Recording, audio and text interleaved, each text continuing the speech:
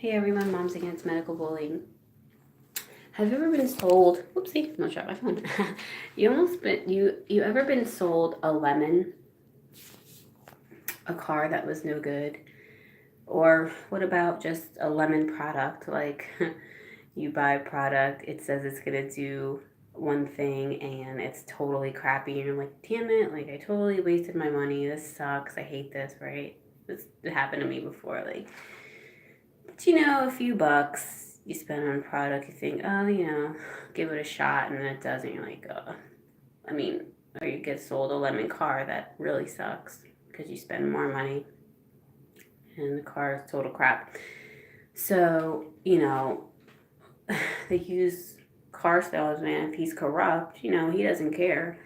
Maybe he even works for a corrupt business who encourages him, just that's what you got to do. You're a used car salesman, if you're a corrupt one, I'm saying. No, I'm not saying all used car salesmen are corrupt. I'm speaking to the ones that are corrupt. They're good. They're good. They're real slick. They know how to talk. They know how to make a car shiny, or the business does. They know how to get the car all cleaned up and smelling good and looking good, just get the senses all right, and people buy it. And I feel like I see doctors, the mainstream doctors that push vaccinations, I see them in this light. They're all shiny. They got this job where they're like pushing these products, for the corporation, and they don't even have to know that much about the products. All they have to know is, take this. This is good. This is going to give you life. And it's funny because anytime I start thinking about medicine, it's like my mind drops straight away into philosophy all the time. And maybe because there is no dividing line between medicine and philosophy.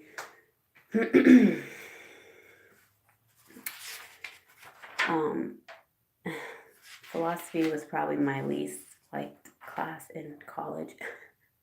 For some reason, it seemed so difficult to grasp, like what some of these men were saying. It just seemed so complicated. Maybe because life is like complicated now. They're sharing their deep thoughts. And so, and it made me realize like we should have philosophical exemptions to vaccination. Anyway, back on my thought. So the doctor sells you this vaccine, right? But instead of getting a lemon, car, or wasting thousands of dollars or $20, people are wasting away their children's lives. They're wasting away a human life and the potential of that human life under the lie that this product is going to give you life. It's going to give you life. And because that's the point, isn't it? Because preventing expression of disease equals life, right? Equals longevity, supposedly, right? Long life, health, abundance, the things that every single human being wants in life. They want health. They want to live. They don't want to die. The fear of death, right? So out of the fear of death and lies, parents go ahead and do this to their children without investigating the vaccinations further. And I understand like parents, maybe from the 50s and 60s and 80s, like, the access to information was very low. But still, if you have discernment and you have self-confidence, you can discern the bullshit. So, instead of it being a product, it's your child's life that's becoming ruined by this lemon product that doesn't protect anyone from disease and actually causes disease expression in the body. And if it does seem like it's protecting, it's an illusion because all it's doing is suppressing. It's suppressing the body by causing cellular damage. It's not allowing the body to do its job because it's damaging the body, leading to chronic health issues like, I don't know, autism. You know, suppressing, right? Like, if you look at autism, those children are suppressed. They're suppressed. Who they are is like suppressed. They can't talk. Their voice is suppressed. So, you know what? Jesus came to set the captives free from this corrupt system. So, so there's a fine line between medicine and philosophy. Why? Because when we talk about medicine and we talk about being a doctor, we're talking about caring for people and wanting to give them life, wanting to help them find life, wanting to help them get better. At least people that truly care. But you see, that's difficult. That's more annoying. You know, you have to get involved with people. You have to look at their life for what it is. You have to investigate them, and that takes a lot of time and effort.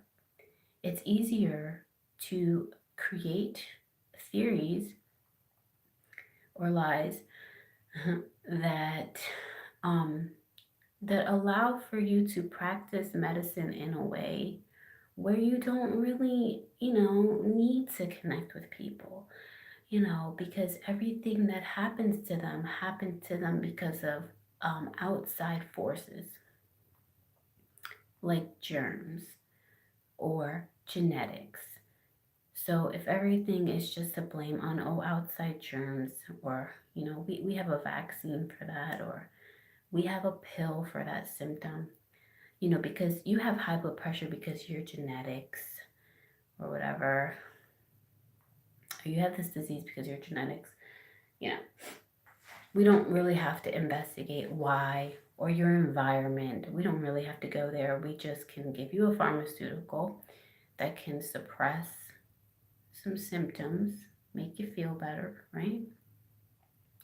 And you can be on your way, and you can come back in like 6 months, and we can follow up with you.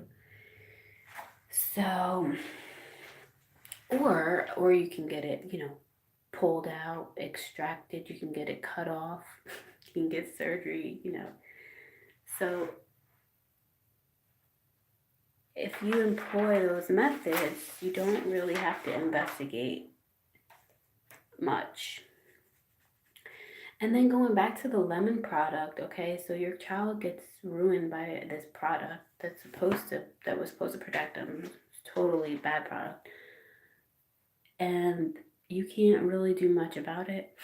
You can go to vaccine court, yes, of course. But the person who sold it to you, they're like a bandit. You go back to them and you're like, dude, you sold me a freaking lemon.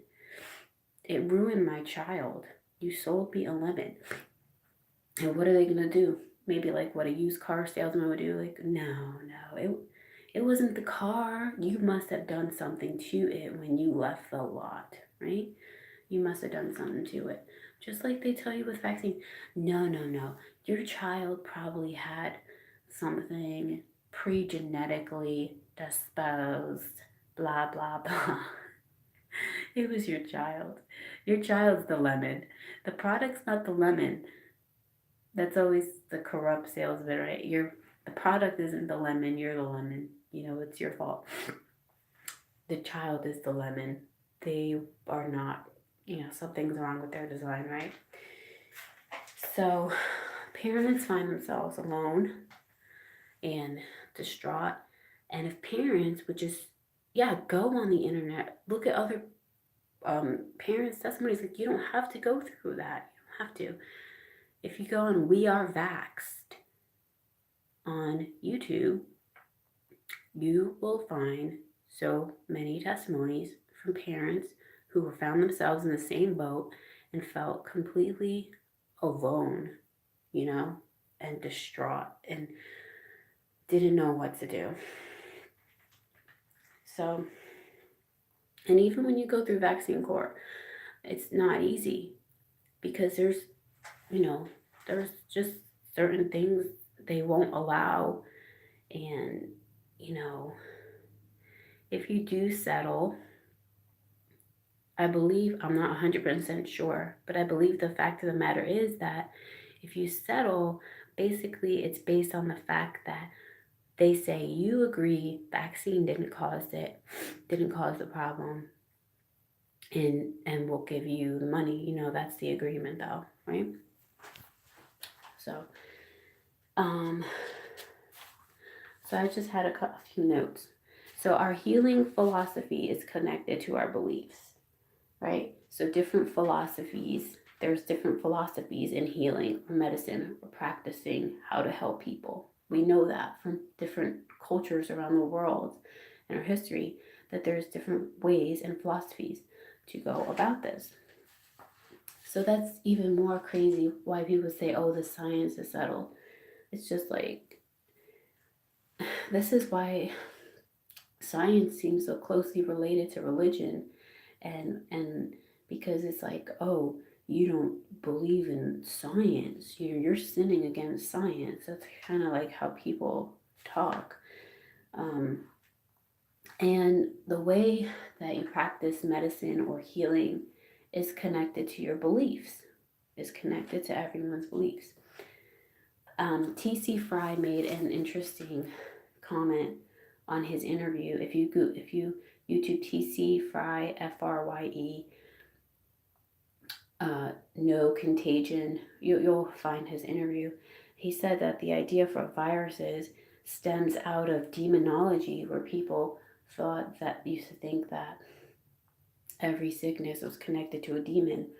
And then they kind of just traded that for the virus. I feel like a lot of things in medicine really have roots in superstition, like vaccination per se. Oh, a rumor. Oh, I heard the milkmaids don't get, smallpox because they've had cowpox. But anyway, the thing with inoculation started before Edward Jenner as well. So,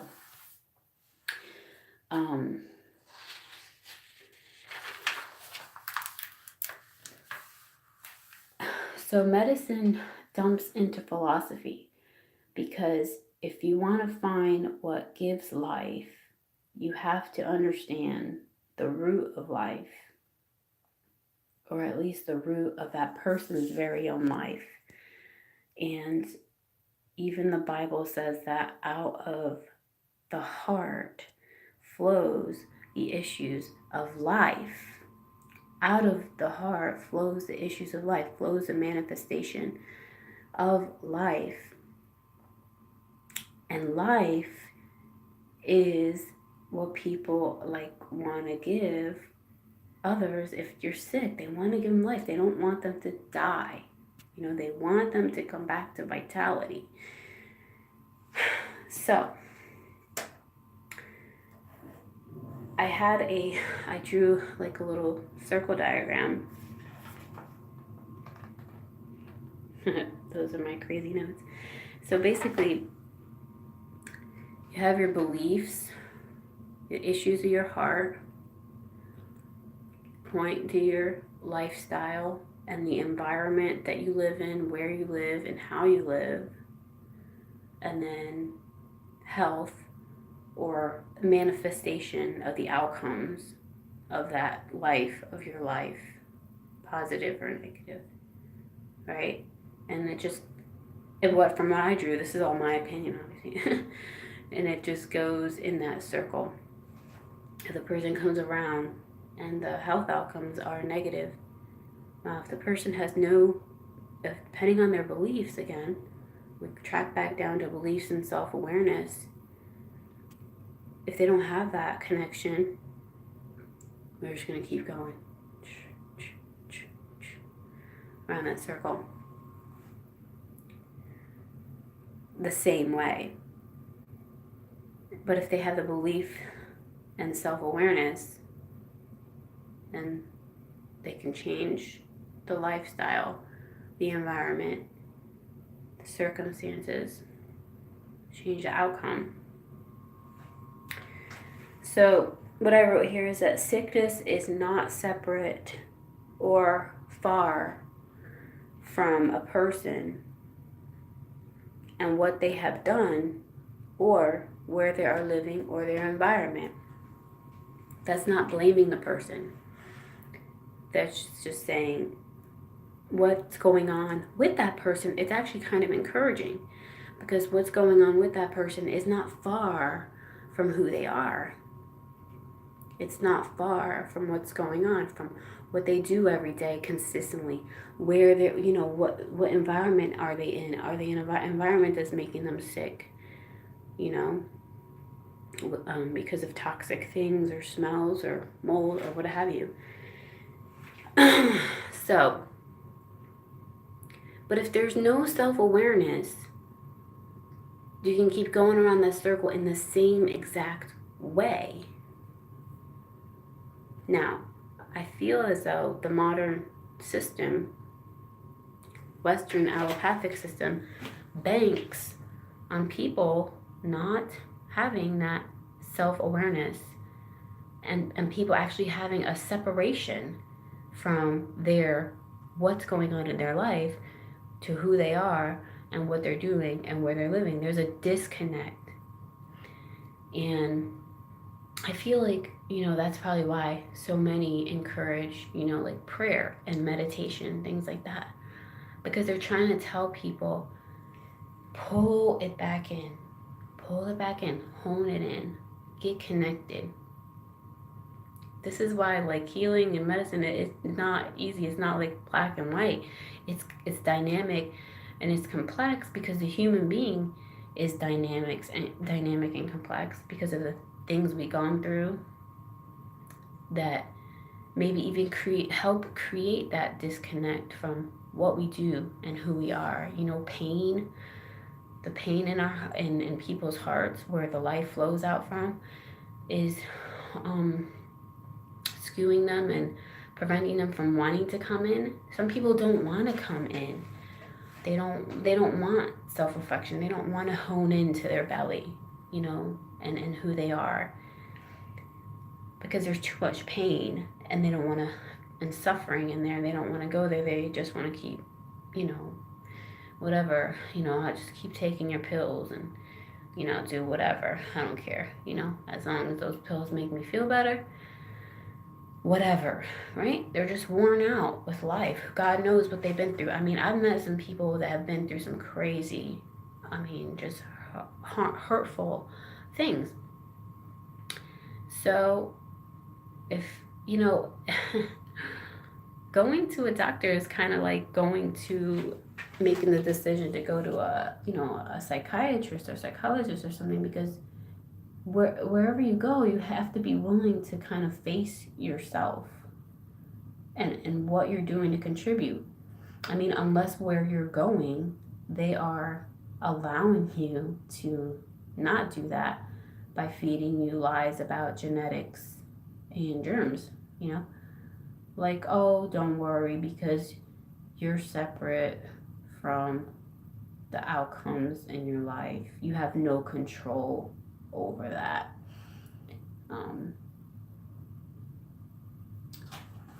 So, maybe there is an aspect of some things we don't have control over, but we certainly do have control over what we personally feed ourselves and where we're living. We have control over the amount of self-awareness that we want to engage in, So it's also complicated, It's like you can just go on and on.